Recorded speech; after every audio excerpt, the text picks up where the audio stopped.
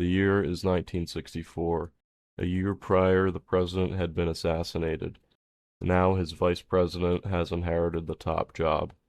The civil rights movement is ongoing. The March on Washington and Martin Luther King Jr.'s I Have a Dream speech also happened a year ago.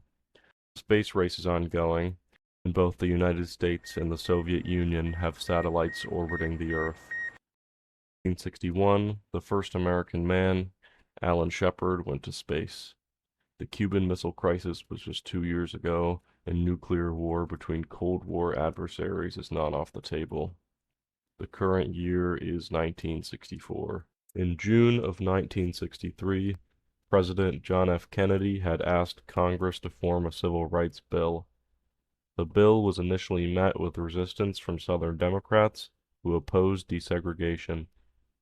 Following JFK's assassination, President Lyndon B. Johnson, also known as LBJ, pressed Congress to pass the bill in the following year. In March of 1964, the House of Representatives passed the bill. The bill moved to the Senate, where Southern Democrats would filibuster the civil rights legislation.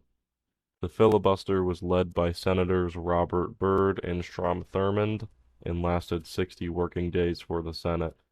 The bill was stalled with dozens of amendments from Southerners, as well as over 100 hours of floor debate, the majority of which only occurred with the purpose of stalling.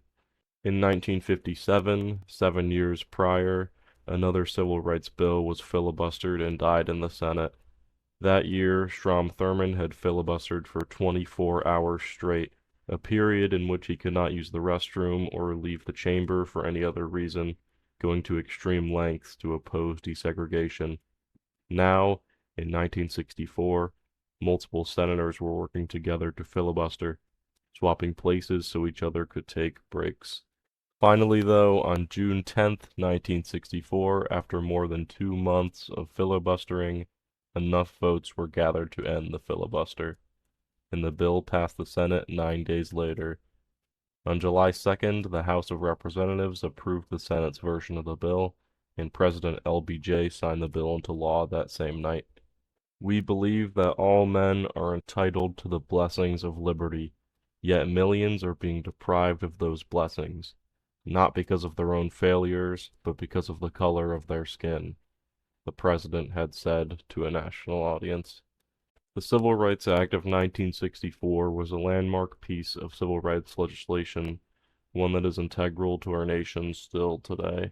The act prohibits discrimination on the basis of race, color, religion, sex, or national origin. The act also had measures that supported voting rights for all and the desegregation of schools. The act would end the era of Jim Crow, making segregation illegal. Separate was no longer equal.